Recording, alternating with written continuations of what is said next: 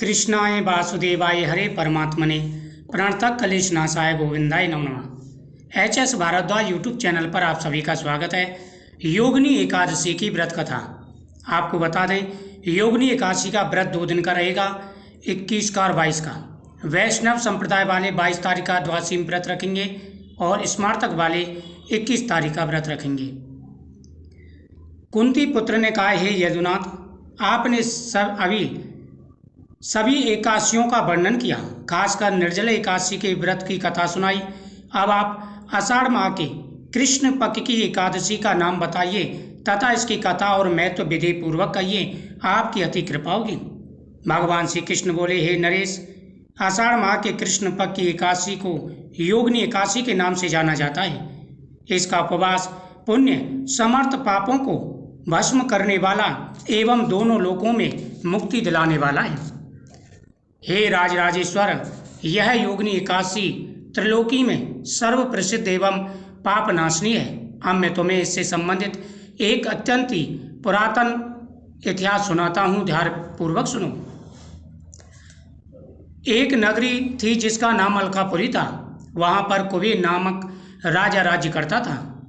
वह परम शिव भक्त था। अपनी पूजा अर्चना के लिए उसने हेममाली नामक एक माली नियुक्त किया था, जो राजा को पूजा अर्चना के लिए मानसरोवर उपवन से पुष्प लाकर देता था। उस माली की विशालाक्षी नामक अति सुंदर पत्नी थी, जिसे वह अति प्यार करता था। एक दिन वह राजा की पूजा के लिए मानसरोवर उपवन से पुष्प तो ले आया, परंतु कामातुर वो पत्नी से रमण करते रहने के कारण राजा के लिए पुष्प लेकर दोपहर तक नहीं पहुंचा। यानी पुष्प तो वो ले आया, उसका नियम था जब राजा पूजा करता था तो राजा के लिए वह पुष्प ला करके देता था। अब पुष्प तो वो ले आया, लेकिन समय पर पुष्प लेकर के राजा के पास नहीं पहुंचा, क्योंकि वह पुष्प घर पर रख करके और पत्नी के साथ रमण में लग गया। राजा दोपहर बीतने तक उसकी राह देखता रहा। जब तक भी पुष्प लेकर पूजा स्थल पर नहीं पहुंचा तो उसने क्रोधपूर्वक अपने सेवकों को उसका पता लगाने के लिए भेजा, वह अभी तक पुष्प क्यों नहीं लाया। जब राजा दोपहर तक बैठा रहा, वह पुष्प लेकर के नहीं पहुंचा तो राजा को क्रोध आया और राजा ने सैनिकों को आज्ञा दी कि जाओ और जाकर के देखो कि हेममाली अभी तक पुष्प लेकर के क्यों नहीं आया। जब राजा के सेवकों ने आकर बताया कि वह तो अभी तक अपनी पत्नी के साथ रमण में लीन है, तो राजा ने यक्षों को हेममाली को तुरंत पकड़कर लाने की आज्ञा दी।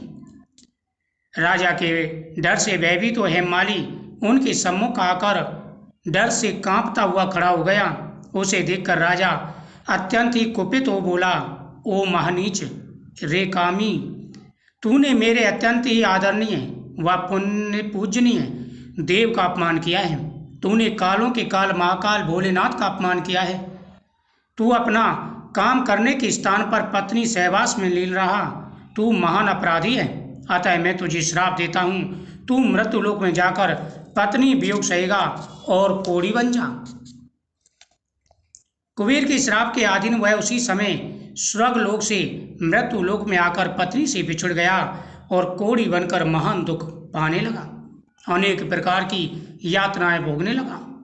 परंतु शिव भक्ति के प्रभाव से उसकी स्मरण शक्ति बनी रही और पिछले जन्म की शुद्ध भी रही। इस प्रकार अपने पूर्व जन्म के कुकर्मों को याद कर दुख भोगता रहा। वह इधर उधर भटकते हुए एक दिन हिमालय पर्वत के करीब मार्कंड ऋषि के आश्रम में जा पहुंचा। मार्कंड ऋषि अत्यंत तपस्वी तथा वयोवृद्ध थे।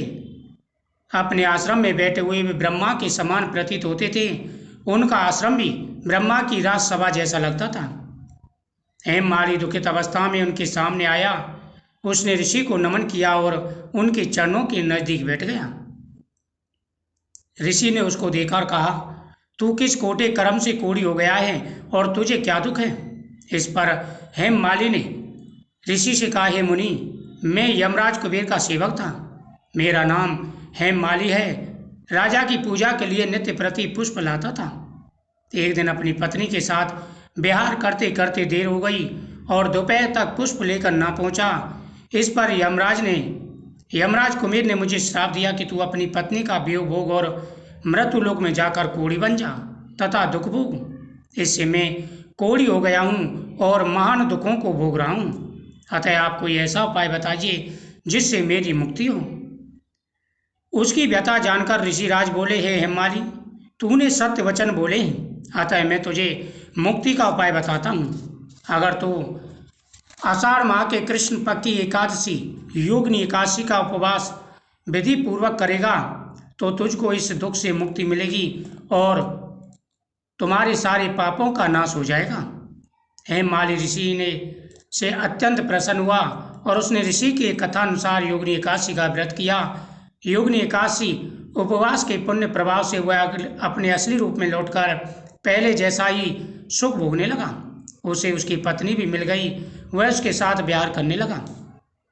भगवान श्री कृष्ण कहते हैं, हे धर्मनंदन, 88,000 ब्राह्मणों को भोजन देने से जो फल प्राप्त होता है वह अकेले इस एकादशी के उपवास से प्राप्त हो जाता है। यह उपवास समस्त पापों को नष्ट करने में सहायक होता है और मरण के बाद में मरणोपरांत स्वर्ग की प्राप्ति कराता है। ओम नमो भगवते वासुदेवाय नमः। सभी मनोकामनाओं को पूरा करने वाला यह व्रत है।